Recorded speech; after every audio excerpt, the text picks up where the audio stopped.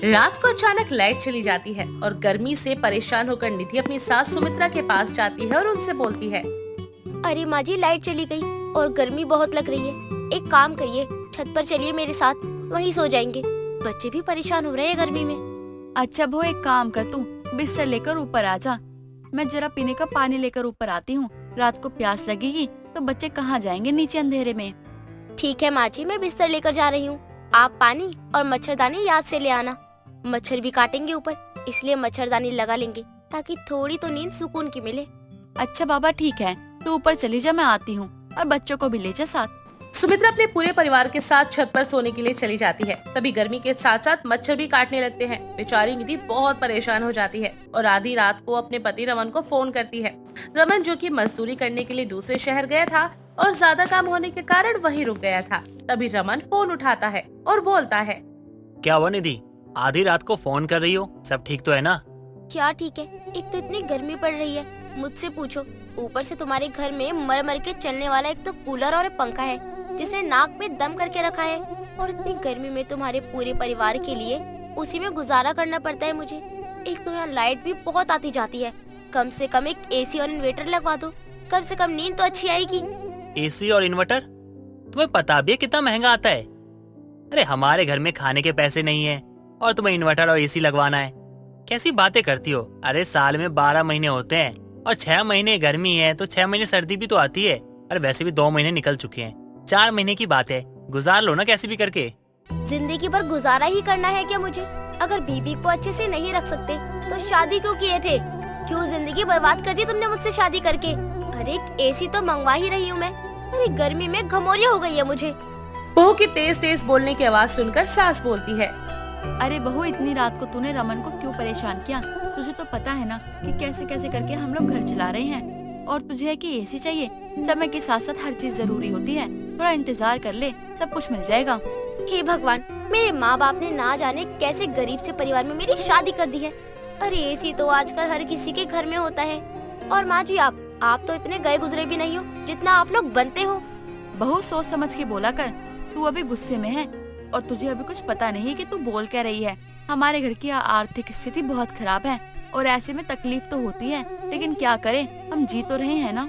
हाँ, तो मुझे भी ऐसे मर मर के नहीं जीना है, और जीना है तो अच्छे से जीना है। तेल तेल के मरने से बेहतर है एक बार में ही मर जाऊं। ऐसे ही कुछ दिन बीतने लगते हैं। निधि बार बार अपने पति से एसी लाने की जिद करती। ऐसे ही एक दिन निधि की जिद करने पर उसकी सास अपने बेटे से बोलती है।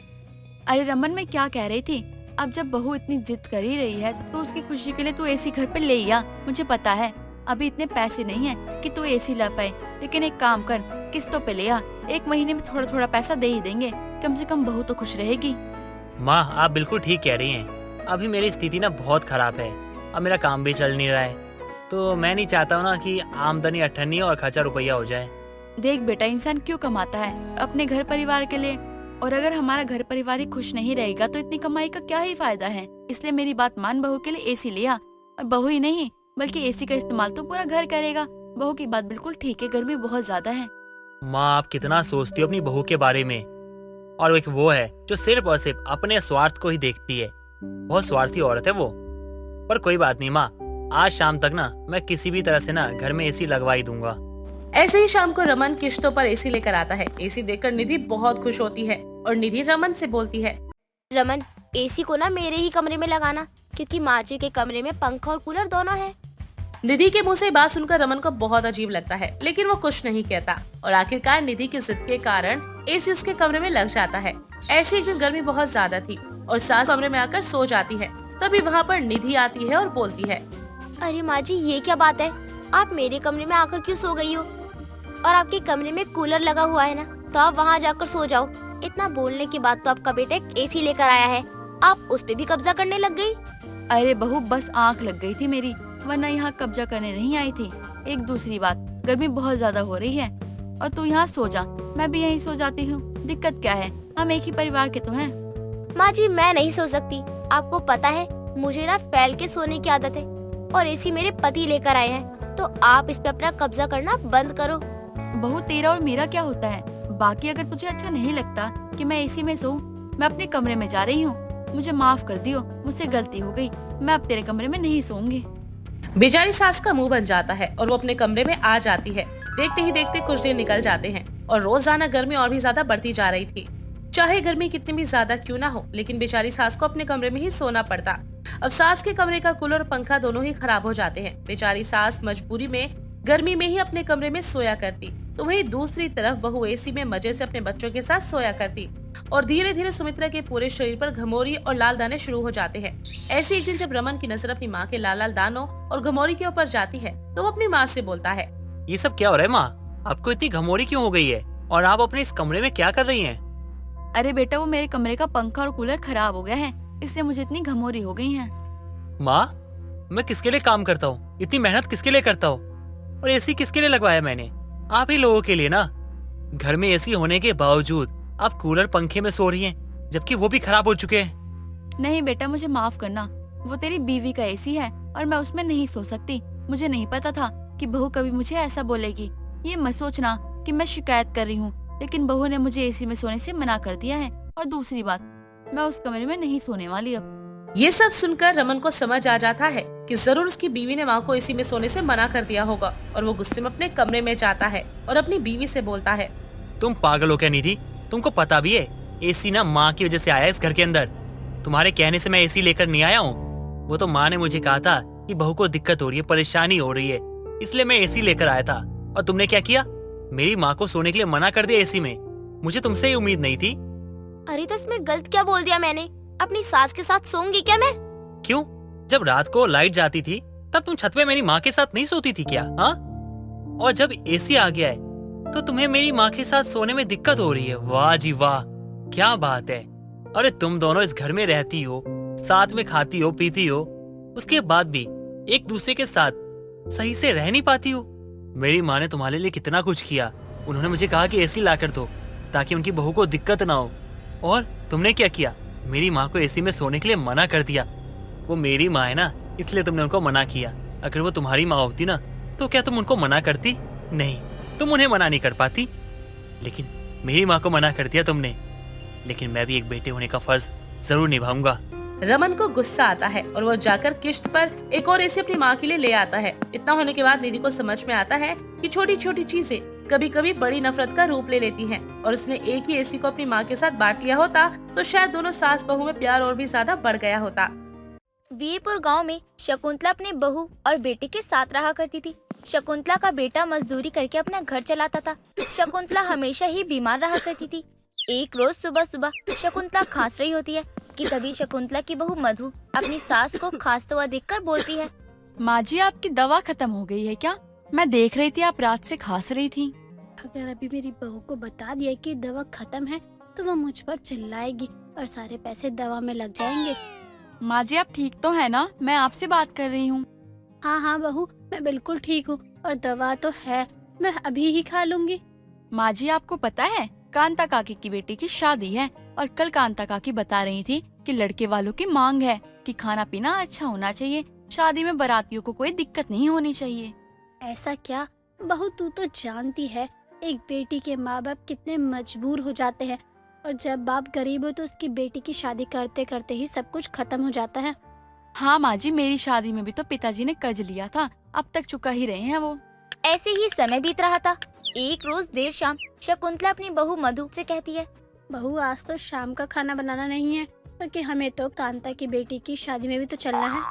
हाँ हाँ माँ जी, मुझे याद है, आप भी थोड़ी देर बाद तैयार हो जाइएगा।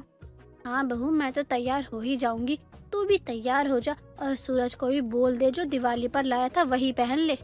अब देर रात शकुंतला अपनी पड़ोसन कांता की बेटी की शादी में पहुंचती है, जहां वो देखती है कि कांता बहुत परेशान है।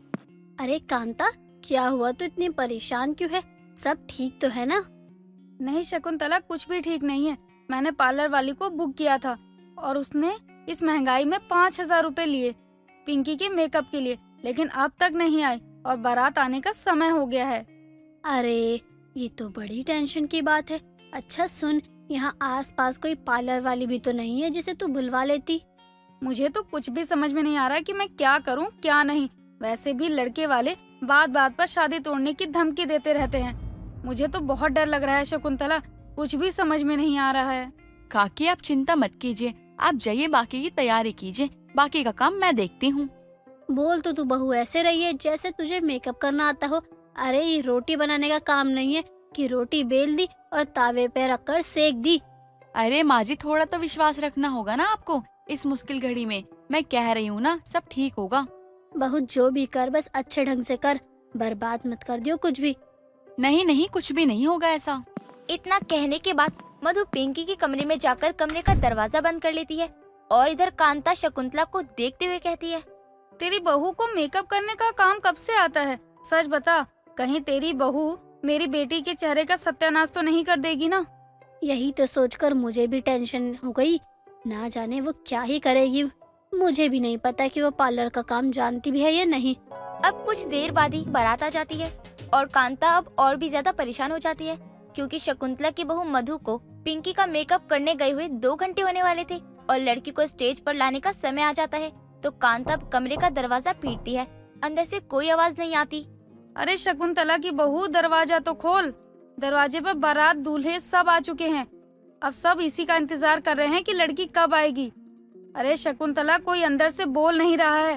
तेरी बहू ने कोई चाल तो नहीं चल ली? अरे मेरी बहू ऐसे नहीं है, रुक मैं आवाज लगाती हूँ। अरे बहू, ओ बहू, खोलती क्यों नहीं है दरवाजा? कांता और भी ज्यादा परेशान हो रही थी। तभी मधु दरवाजा खोलती है और उसके पीछे लहंगे में पिंकी होती है जो बहुत ज्यादा खूबसूरत लग रही होती है। ये रही दुल्हन। मैं तो बस आ ही रही थी और आप लोगों ने इतनी देर में हल्ला मचा दिया पूरा। अरे बहू, ये सच में कांता की बेटी है? ये तूने कांता की बेटी को क्या बना दिया? इतना सुंदर तैयार कौन करता है बहू? देखा ना, मैंने कहा था ना कि मैं सब कुछ संभाल लूंगी। हाँ बहू, सच में तूने सब संभाल लिया और पिंकी को भी बवाल बना दिया। अरे कांता, अब तू अपने बेटी को देख क्या रही है? चल जल्दी, वहाँ लड़के वाले तेरी बेटी का इंतजार कर रहे हैं।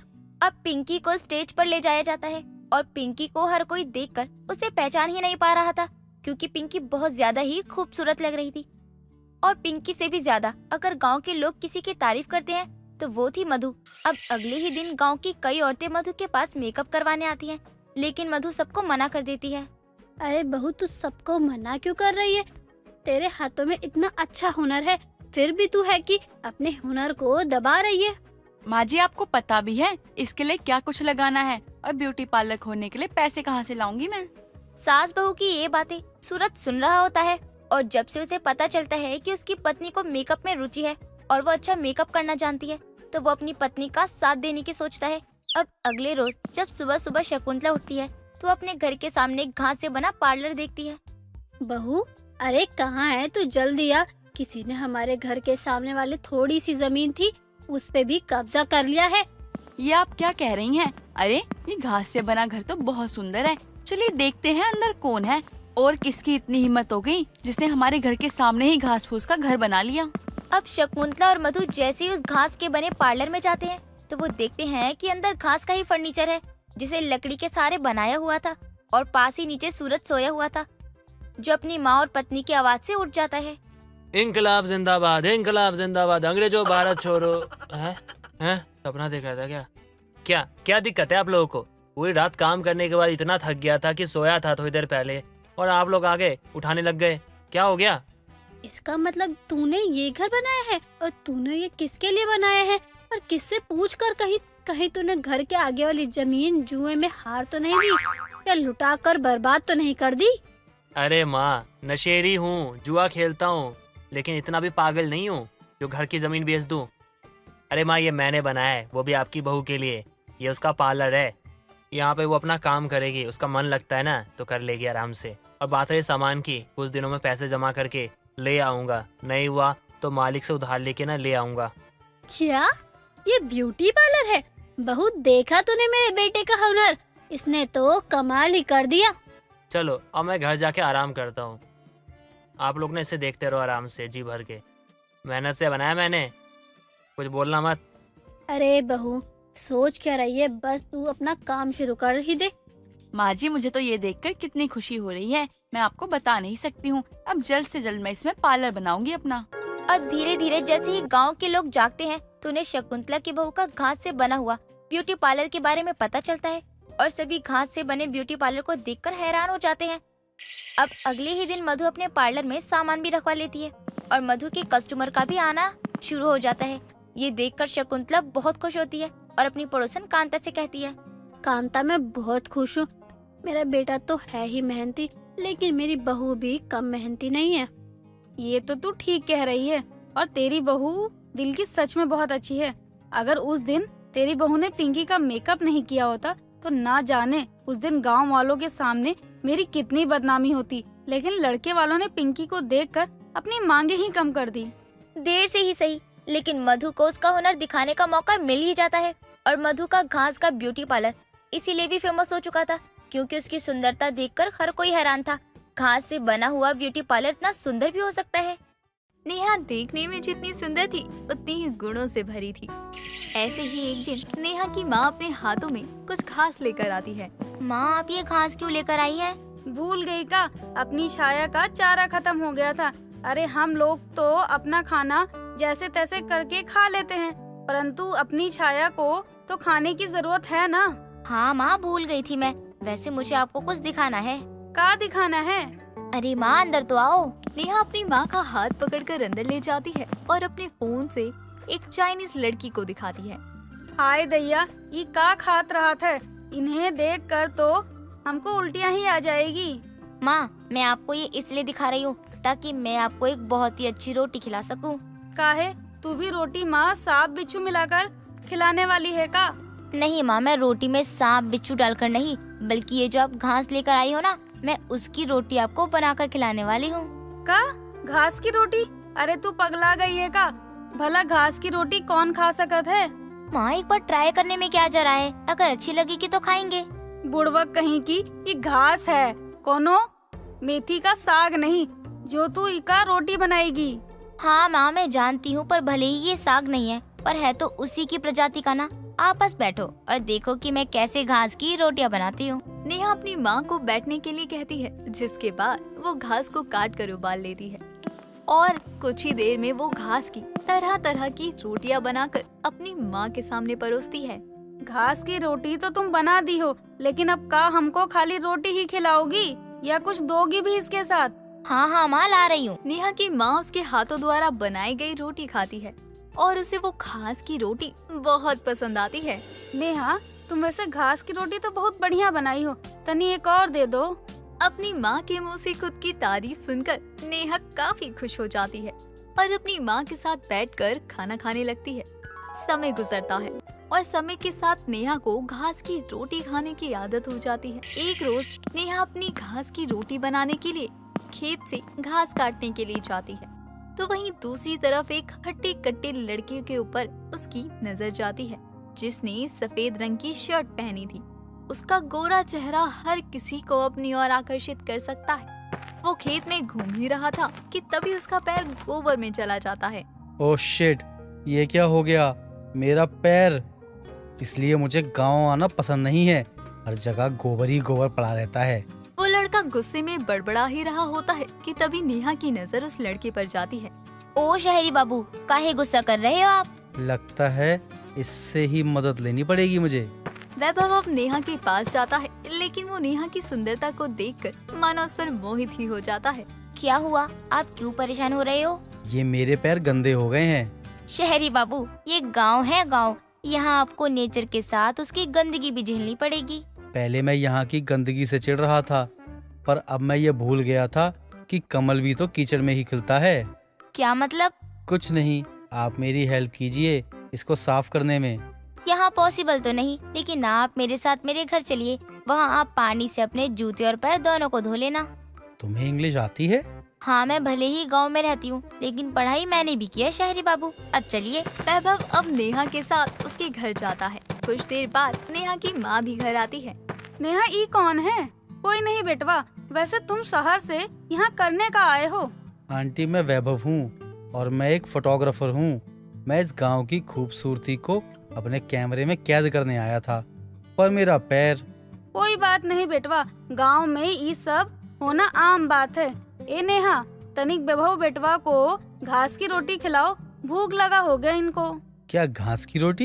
हाँ जी, घास की रोटी। आपको पता भी है कि घास की रोटी खाने में कितनी स्वादिष्ट होती है। कभी खाई तो नहीं है, पर फिर भी बता दो।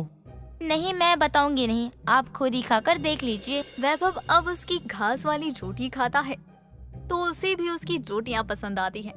वैभव अब अपना कुछ समय उसके घर में ही बिताता है और कुछ घंटों बाद वहां से चला जाता। समय यूं ही गुजरता है और समय के साथ नेहा और वैभव के बीच नजदीकियां बढ़ जाती हैं और वो दोनों बहुत ही जल्द शादी भी कर लेते हैं। शादी के बाद नेहा शहर से अपने ससुराल आ जाती है।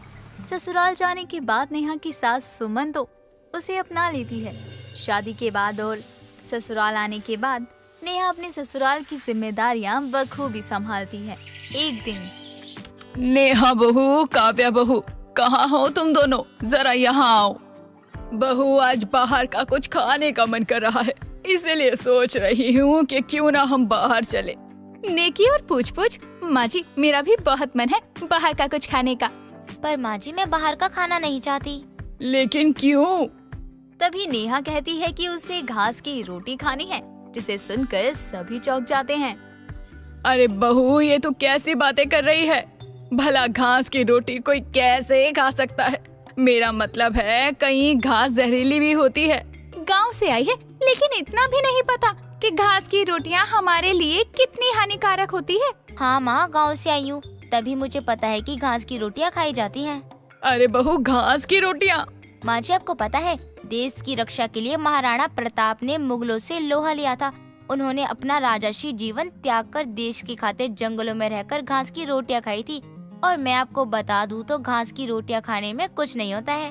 मैं तो नहीं खाने वाली, अगर आप लोगों को खाना है तो खा लो। काव्या अपने कमरे में चली जाती है तो वहीं नेहा घास की रोटी बनाकर अपनी सास को खिलाती है। जैसे ही सुमन घास की रोटी खाती तो वो रोटी उसे और भी अच्छी लगती, जिसके बाद वो उसकी खूब तारीफ करती। समय गुजरता है और समय के साथ अब घर में लोग घास की रोटियां खाने लगते हैं, सिवाय काव्या के। एक रात ऐसे ही सब खाने की टेबल पर खाने का इंतजार कर रहे थे। तभी नेहा वहाँ खाना लेकर आती है, जिसे देखकर काव्या गुस्से में भड़कते हुए कहती है, ये इस घर को क्या बना रखा है आप लोगों ने? अरे ये घर इंसानों का है या किसी गाय भैंस का तबेला है जो उनके चारे की तरह यहाँ पर रोटियां बनाई जा रही है? क्या हो गया भाभी, खाना अच्छा तो है? हाँ, खाना अच्छा है, पर इसका मतलब ये नहीं कि खाने में घास की रोटियां बनाई जाए। अरे आप लोगों को हुआ क्या है जो आप सब भी इस जंगली की तरह ये घास की रोटियां खा रहे हैं? बस भाभी, आप इतनी देर से बोले जा रही हैं, मैं कुछ नहीं कह रहा हूँ। मैं तो यह सोच रहा हूँ कि आप बड़ी हैं, पर इसका मतलब ये नहीं कि आप कुछ भी बोलती जाएंगी। अरे आप होती कौन है मेरी बीवी को जंगली बोलने वाली? और रही बात घास की रोटी खाने की, तो अगर आपको नहीं खाना तो मत खाइए। हाँ, तो मैं खाती भी नहीं हूँ और नहीं खाना मुझे इसके हाथों का कुछ भी। अपने घर में ऐसी लड़ाई देखकर सुमन को कुछ समझ नहीं आता कि अब वो क्या करे। घर में कोई खाना नहीं खाता और सब अपने कमरे में चले जाते हैं। ये देखकर सुमन को जरा भी अच्छा नहीं लगता। घर में शांति बनी रहे, बस इसलिए अब वो एक फैसला लेती है। बहू, वैभव, सब नीचे आओ। इस घर में घास की रोटियों पर बवाल हुआ है। मैं मेरे घर को टूटते हुए नहीं देख सकती, इसीलिए मैंने फैसला लिया है कि अब से इस घर में 2 चूल्हे होंगे। क्या? माँ जी, ये आप क्या कह रही हैं? हाँ, मैं जानती हूँ कि मुझे घास की रोटियाँ अच्छी नहीं लगती, पर इसका मतलब ये नहीं कि आप इस घर में 2 चूल्हे जलवाएं। हाँ माँ जी, अगर दीदी को घास की रोटियाँ नहीं खानी है तो मैं नहीं बनाऊंगी। नहीं नेहा, मुझे कोई दिक्कत नहीं है। अगर मेरी देवरानी को घास की रोटियां पसंद है तो मैंने अभी बहुत सोचा इस बारे में और मुझे लगा कि मुझे तुम्हें नहीं रोकना चाहिए। माँ जी, मैं भले ही घास की रोटियां खाना पसंद नहीं करती और यही वजह है मेरे लड़ने की, पर इसका मतलब ये नहीं कि मैं इस घर को टूटने दूंगी। अपनी बहू के मुंह से ऐसी बात सुनकर सुमन को बहुत अच्छा लगता है और वो उन सभी को गले से लगा लेती